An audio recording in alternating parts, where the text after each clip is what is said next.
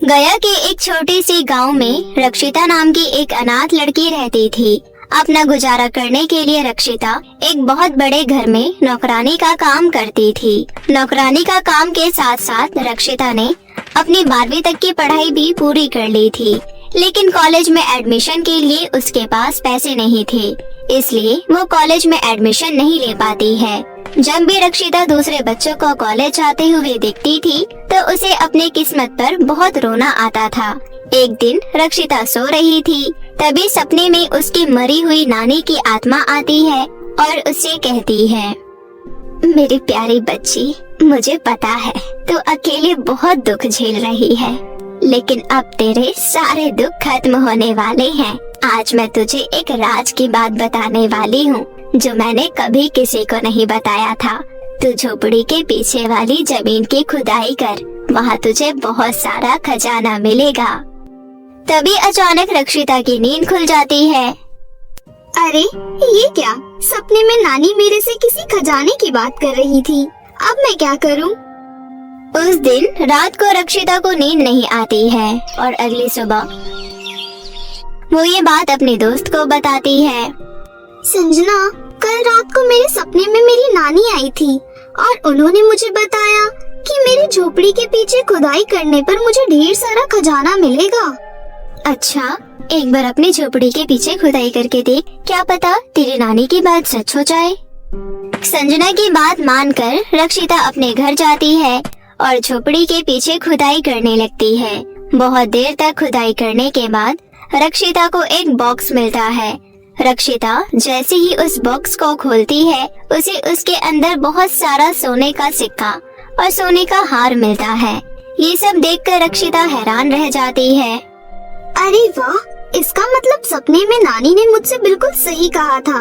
अब मुझे कभी भी गरीबी नहीं देखनी पड़ेगी और मैं बहुत अच्छे कॉलेज में एडमिशन भी ले सकूंगी। धीरे धीरे ये बात गांव के सभी लोगों को पता चल जाती है और गांव के कुछ गरीब लोग रक्षिता के घर पर आ जाते हैं। बेटी, मैंने सुना है तुम्हें बहुत सारा खजाना मिला है, इसलिए मैं तुम्हारे पास मदद मांगने आई हूँ। लेकिन आपको मेरे से क्या मदद चाहिए? मेरी बेटी की तबीयत बहुत खराब रहती है, इसलिए मैं उसका इलाज एक अच्छे अस्पताल में करवाना चाहती हूँ। इस दुनिया में मेरे बेटे के अलावा मेरा कोई नहीं है। मैं उसको इतनी जल्दी खोना नहीं चाहती हूँ। कृपया करके मेरी मदद करो। ठीक है आंटी, मैं अभी आपको कुछ सोने के सिक्के देती हूँ। उन्हें बेचकर आपको बहुत सारे पैसे मिल जाएंगे। उसके बाद आप अपने बेटे का इलाज बहुत अच्छे से अस्पताल में करवा लेना। इतना बोलकर रक्षिता उस गरीब औरत को कुछ सोने के सिक्के देती है। तभी भीड़ से निकलकर एक बूढ़ी महिला रक्षिता के पास आती है और उससे कहती है, बेटी, मेरी दुष्ट बहू ने मुझे घर से बाहर निकाल दिया है। अगर तुम मेरी मदद करो तो मैं एक छोटा सा घर बनाकर चैन से रह सकती हूँ। हाँ हाँ अम्मा, मैं आपकी मदद जरूर करूँगी। ये लीजिए, आप भी सोने के सिक्के ले लीजिए। इस तरह एक एक करके रक्षिता वहाँ मौजूद सभी लोगों की मदद करती है। तभी गांव की मुखिया की बेटी कृतिका अपने कुछ बॉडीगार्ड के साथ वहाँ आ जाती है और रक्षिता से कहती है, सुन लड़की, मुझे अभी अभी पता चला है कि तुझे जमीन के अंदर से एक खजाना मिला है। हाँ, मुझे अपने घर के पीछे खुदाई करने पर बहुत सारा खजाना मिला है। अभी के अभी ये सारा खजाना मुझे दे दे। कृतिका, तुम ये कैसी बातें कर रही हो? खजाना तो मेरा है, फिर तुम उसे क्यों ले जाना चाहती हो? मैं तेरी बकवास सुनने नहीं आई हूँ। मुझे बस खजाना चाहिए। जल्दी से खजाना दे, वरना मैं तुझे जेल में बंद करवा दूंगी। नहीं, आप ऐसा मत कीजिए। ये मेरा खजाना है, मैं आपको नहीं दूंगी। अंदर जाओ और खजाने का बॉक्स लेकर आओ। कृतिका के कहने पर उसके बॉडीगार्ड अंदर जाते हैं और खजाने का बॉक्स लेकर आ जाते हैं। बॉडीगार्ड खजाने का बॉक्स कृतिका के पास रख देते हैं।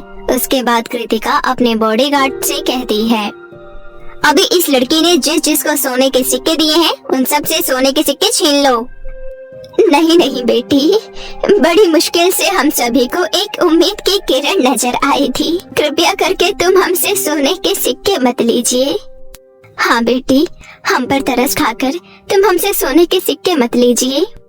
तुम सब बेकार की बातें मत करो। मैंने कह दिया ना कि मुझे सोने के सिक्के चाहिए, तो सीधी तरह से सोने के सिक्के यहाँ रख जाओ, वरना मेरे बॉडीगार्ड तुम सबसे जबरदस्ती छीन लेंगे। कृतिका के डर से सभी गरीब लोग सोने के सिक्के कृतिका को दे देते हैं। इस तरह एक एक करके कृतिका सबसे सोने के सिक्के ले लेती है। कृतिका पर रक्षिता और गांव वालों को बहुत गुस्सा आता है, लेकिन वो सभी चाहकर भी कुछ नहीं कर पा रहे थे। तभी रक्षिता की दोस्त संजना आती है और वो उसके कान में कहती है, तो चिंता मत कर रक्षिता, इस कृतिका को सबक सिखाने का मेरे पास बहुत बढ़िया तरीका है। कृतिका संजना की बात सुन लेती है और गुस्से से कहती है, क्या कहा तूने? तू मुझे सबक सिखाएगी? तेरी इतनी हिम्मत? अगर मैंने एक बार अपने पापा से कह दिया ना, तो वो तुझे और तेरे परिवार को गांव से धक्के मारकर निकाल देंगे। अच्छा, तो ये बात है। रुक जा, मुखिया की घमंडी बेटी, अब तेरी खैर नहीं। दरअसल संजना एक बहुत बड़ी जादूगरनी को जानती थी। वो जादूगरनी बादलों के बीच एक कप के घर में रहती थी। संजना अपनी दोनों आंखें बंद करती है और जादूगरनी को याद करती है। तभी जादूगरनी का कप का घर वहाँ आसमान में सबके सामने प्रकट हो जाता है। गांव वाले आसमान का ये नजारा देखकर हैरान रह जाते हैं। तभी उस जादुई कप के घर से जादूगरनी बाहर निकलती है और संजना के पास आ जाती है। संजना, तुमने मुझे याद किया, बताओ तुम्हें क्या काम है? जादूगरनी जी, ये मेरी दोस्त रक्षिता है और इसको खुदाई करने पर अपनी झोपड़ी के पीछे खजाने का बॉक्स मिला था। आज ही मुखिया की बेटी रक्षिता से उसके खजाने का बॉक्स जबरदस्ती लेने आई है। इस तरह संजना जादूगरनी को सारी बात बताती है। तभी कृतिका कहती है, अच्छा, तो तूने मदद के लिए इस जादूगरनी को बुलाया है? मैं इन जैसे जादूगरनी से नहीं डरती हूँ। मेरे बॉडीगार्ड अभी इसे मौत के घाट उतार देंगे। चुप कर जा घमंडी लड़की, सच में तुझे सबक सिखाना जरूरी है। उसके बाद जादूगरनी अपनी जादुई छड़ी घुमाती है। तभी बादलों में मौजूद कप के घर से गरम गरम पानी निकलता है। गरम गरम पानी कृतिका और उसके बॉडीगार्ड के ऊपर गिरने लगते हैं। हाय, मैं तो मर गई। अचानक गरम पानी मेरे ऊपर कैसे गिरने लगा? अरे कोई बचाओ मुझे। देखते ही देखते कृतिका के सारे बाल टूटकर जमीन पर गिर जाते हैं और वो गंजी हो जाती है। साथ ही कृतिका दिखने में बहुत काली और बदसूरत हो जाती है। कृतिका के बॉडीगार्ड डरकर वहाँ से भाग निकलते हैं। क्यों घमंडी लड़की, तू तो बहुत बड़ी बड़ी बातें कर रही थी। बोल, अब तेरा क्या कहना है? मुझे माफ कर दो, मैंने बहुत बड़ी गलती की है। आज के बाद मैं कभी किसी को परेशान नहीं करूँगी। इतना बोलकर कृतिका वहाँ से भाग जाती है। इस तरह सब कुछ ठीक हो जाता है।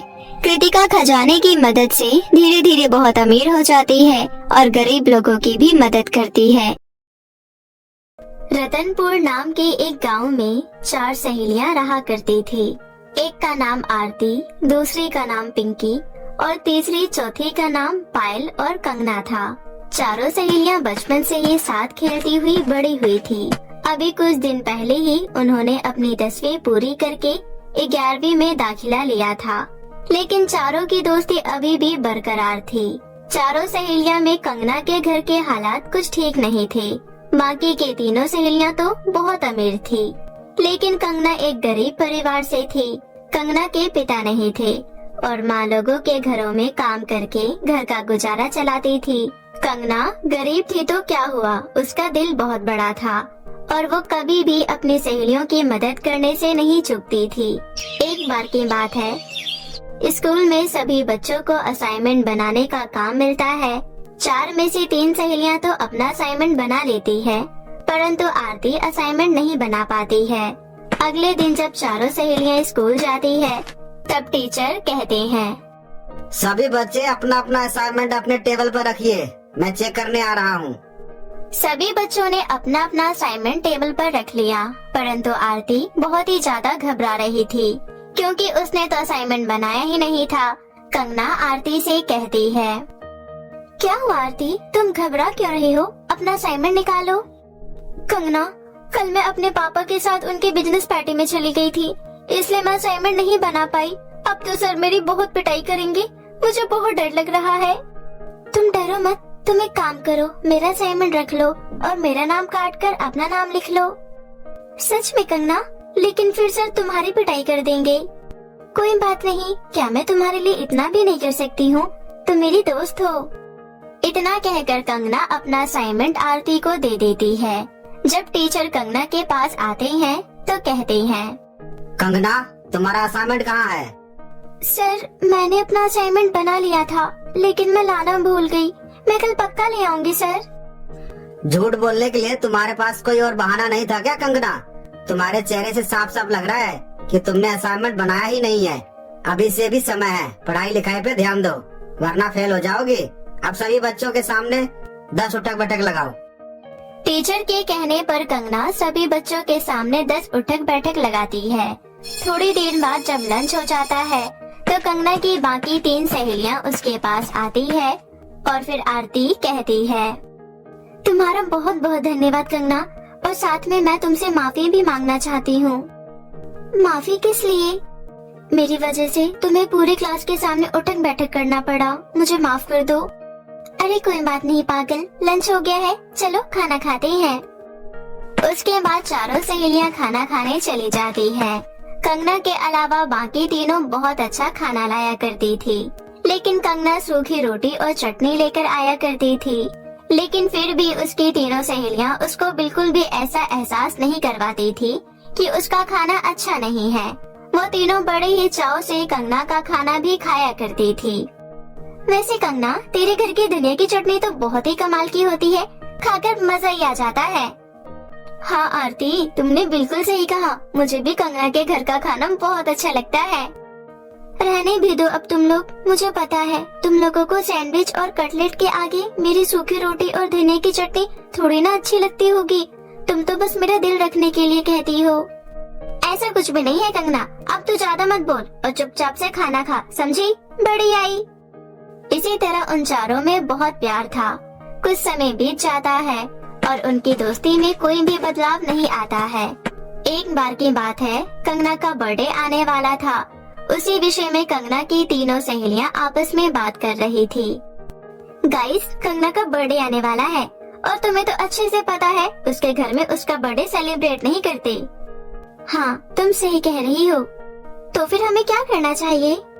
मैं बताती हूँ हमें क्या करना है।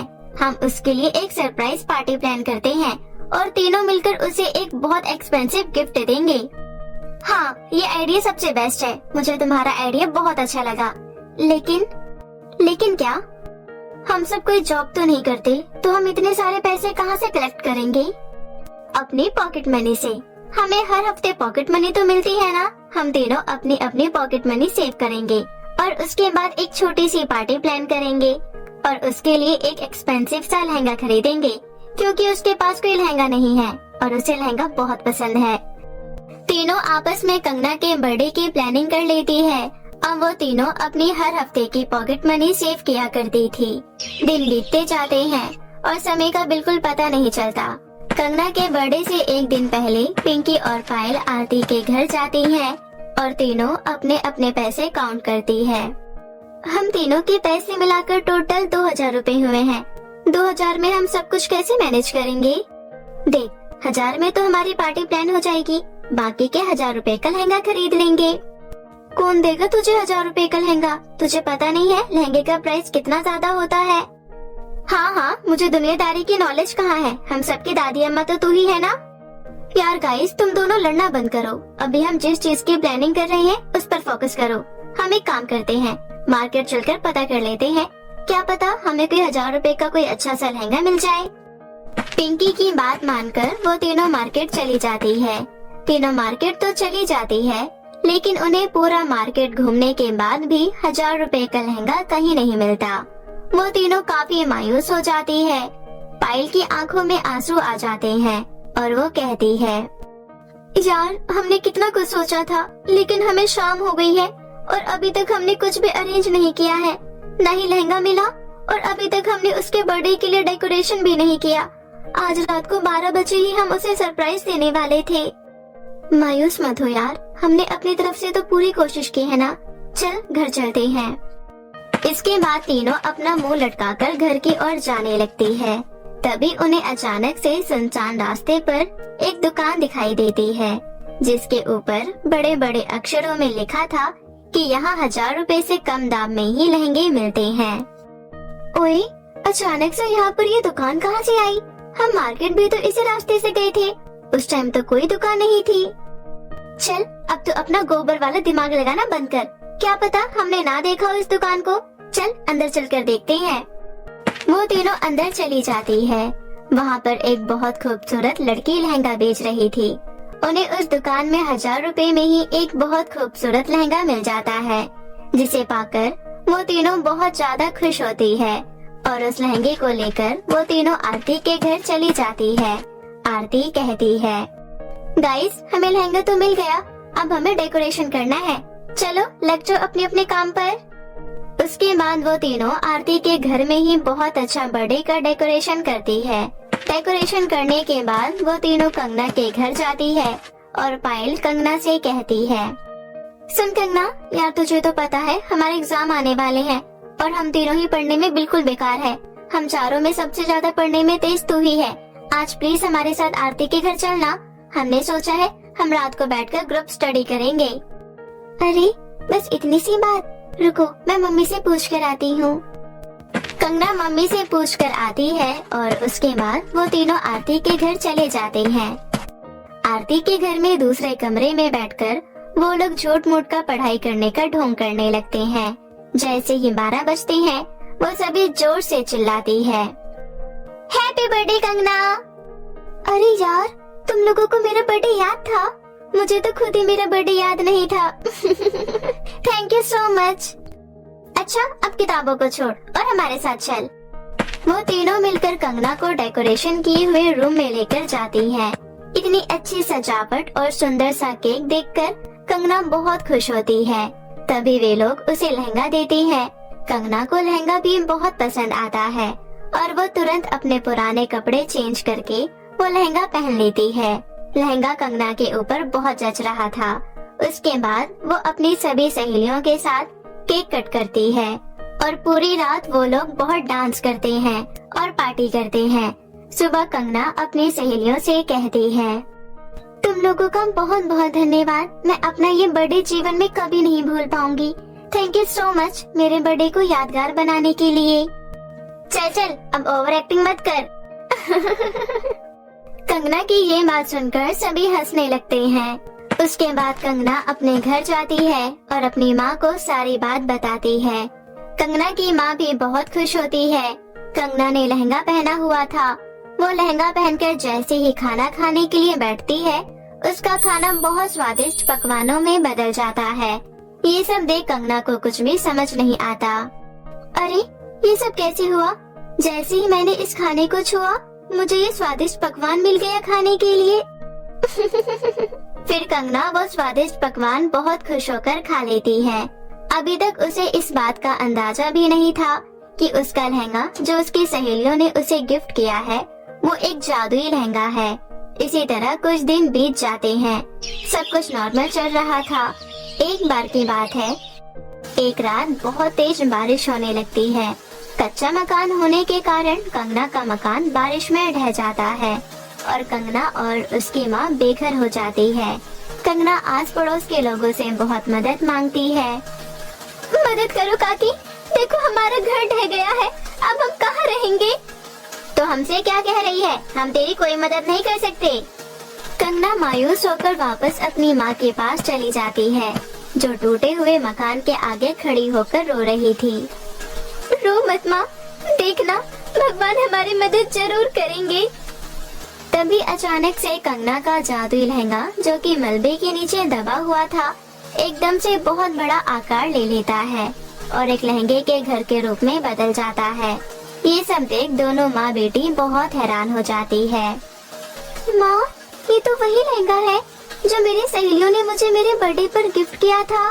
अच्छा, इसका मतलब उस दिन जो अचानक से अच्छे अच्छे पकवान मेरे सामने आ गए थे, वो इस लहंगे के जादू से हुआ था। मतलब ये लहंगा जादुई है। चलो माँ, अंदर चलकर देखते हैं। फिर दोनों माँ बेटी उस लहंगे के घर के अंदर जाती हैं। वो घर बहुत ही विशाल था और बहुत आलीशान भी था। वहाँ उनकी जरूरतों की सारी चीजें मौजूद थी। कंगना बहुत खुश होती है। अगले दिन स्कूल जाने के लिए उसकी तीनों सहेलियां उसको बुलाने आती है, लेकिन वहाँ पर उसका घर ना देखकर एक लहंगे का विशाल घर देख वे तीनों हैरान हो जाती है। आरती, क्या ये अपनी कंगना का घर है? हाँ, और तुझे ये लहंगा कुछ जाना पहचाना नहीं लग रहा? अबे ये तो वही लहंगा है जो हमने उसको बर्थडे पर गिफ्ट किया था। वे लोग इस तरह से बातें कर ही रही थी कि तभी कंगना घर से बाहर निकलती है और उन्हें सारी बात बताती है। सारी बात जानने के बाद वो चारों सहेलियां उस दुकान पर जाती है जहाँ से उन्होंने वो लहंगा खरीदा था। जब वो वहाँ पहुँचती है तो देखती है कि वहाँ तो कोई दुकान ही नहीं है। ये सब क्या हो रहा है? मुझे तो कुछ भी समझ नहीं आ रहा। तुझे कुछ समझ आएगा भी नहीं बुद्धू, क्योंकि तेरे दिमाग में गोबर जो भरा है। इस तरह चारों सहेलियां हंसने लगती है। उस दिन के बाद से जादू लहंगे के घर की वजह से कंगना को भी किसी चीज की कोई कमी नहीं होती और अब वो अपनी सहेलियों की तरह अपना जीवन खुशी खुशी व्यतीत करने लगती है।